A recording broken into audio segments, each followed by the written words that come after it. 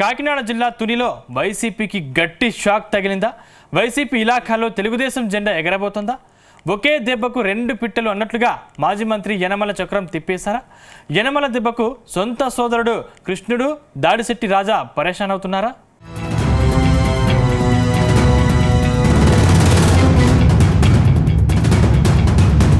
కాకినాడ జిల్లా తుని నియోజకవర్గం తెలుగుదేశం పార్టీకి కంచుకోట. అక్కడ 1983 నుంచి 2009 ఎన్నికల వరకు వరుసగా యనమల రామకృష్ణుడు ఎమ్మెల్యేగా గెలుస్తూ వచ్చారు. గెలవడమే కాదు, స్పీకర్, మంత్రి పదవులు చేపట్టారు. ప్రతిపక్షంలో ఉండగా పబ్లిక్ అకౌంట్స్ కమిటీ చైర్మన్గా కేబినెట్ హోదా పొందారు. ఇక 2014 నుంచి 2019 వరకు ఎన్నికల్లో యనమల పోటీ చేయలేదు. కానీ ఆయన సోదరుడు యనమల కృష్ణుడికి టికెట్ తెచ్చుకున్నారు. 2 సార్లు ఆయన ఓడిపోయారు. ఇక 2024 ఎన్నికల్లో తమ్ముడిని పక్కన పెట్టి తన రాజకీయ వారసురాలిగా పెద్ద కుమార్తె యనమల దివ్యను తెరపైకి తెచ్చారు యనమల రామకృష్ణుడు. దాంతో అప్పటి వరకు సొంతాన్నతో కలిసి పనిచేసిన యనమల కృష్ణుడు అన్నను వదిలేసి వైసీపీలో చేరిపోయారు. అప్పటి నుంచి అన్నదమ్ముల మధ్య పొలిటికల్ వార్ కంటిన్యూ అవుతోంది.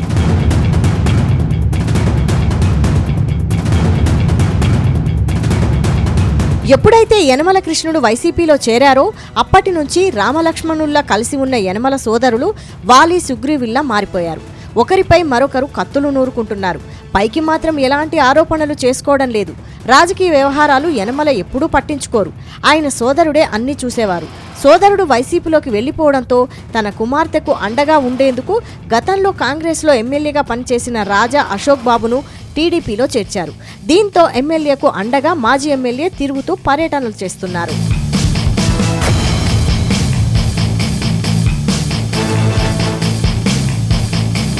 ఇక అన్నదమ్ముల పోరుకు ఆజ్యం పోసిన చందాన దాడిశెట్టి రాజాను వైసీపీ కాకినాడ జిల్లా పార్టీ అధ్యక్షునిగా నియమించింది.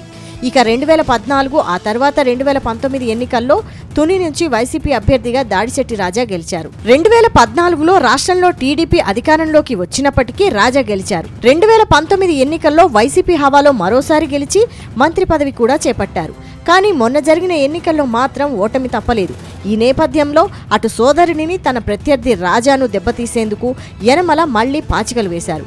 స్థానిక సంస్థల ఎన్నికలు 2019, 2024 మధ్య జరిగాయి. దీంతో పంచాయతీలు, ఎంపీటీసీలు, జెడ్పీటీసీలు, జిల్లా పరిషత్తులు, పురపాలక సంఘాలు, నగరపాలక సంస్థలు వైసీపీ ఖాతాలోనే ఉన్నాయి. తుని నియోజకవర్గంలోని 3 మండల పరిషత్తులు, 3 జెడ్పీటీసీలు, తుని పురపాలక సంఘం పూర్తిగా వైసీపీ చేతిలో ఉన్నాయి. దీంతో స్థానికంగా కూటమికి పట్టు దొరకడం లేదు. అందుకే ఇప్పటి వరకు స్థానిక సంస్థలను చేజిక్కించుకునేందుకు యనమల రంగంలోకి దిగారు.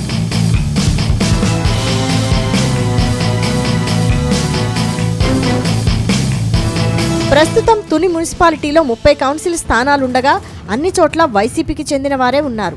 దీంతో తొలుత 3 మహిళా కౌన్సిలర్లను టీడీపీలో చేర్చుకున్నారు. అనంతరం మరో 8 మందిని పార్టీలో చేర్చుకున్నారు. టీడీపీ బలం 11 అయితే వైసీపీకి 19కి పడిపోయింది. ఈ నేపథ్యంలో మరో 10 మంది కౌన్సిలర్లతో యనమల అనుచరులు చర్చలు జరుపుతున్నారు. దాడిశెట్టి రాజా వైసీపీ జిల్లా అధ్యక్షునిగా బాధ్యతలు చేపట్టక ముందే పురపాలక సంఘాన్ని తన ఖాతాలో వేసుకునేందుకు యనమల రాజకీయ మంతనాలు జరుపుతున్నారు.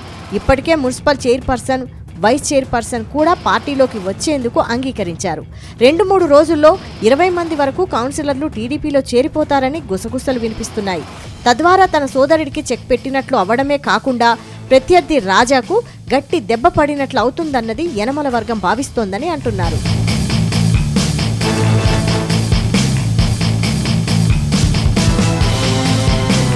మొత్తం మీద యనమల కుమార్తె ఎమ్మెల్యే దివ్య తన నియోజకవర్గంలో పూర్తి స్థాయిలో దృష్టి పెట్టడం లేదని తెలుగు తమ్ముళ్లు అసంతృప్తితో ఉన్నారు. పార్టీ, ప్రభుత్వ కార్యక్రమాలు అయ్యాక ఆమె బెంగళూరు వెళ్లిపోతున్నారని ప్రచారం ఉంది. ఇది పార్టీకి కొంత మైనస్ అని పార్టీ సీనియర్లు చెబుతున్నారు.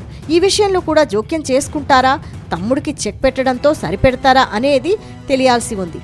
మరోవైపు పనిలో పనిగా ఆయన ఆశించిన రాజ్యసభ లేదా గవర్నర్ పదవి దొరుకుతుందా లేదా అన్నది టీడీపీలో హాట్ టాపిక్ అయింది.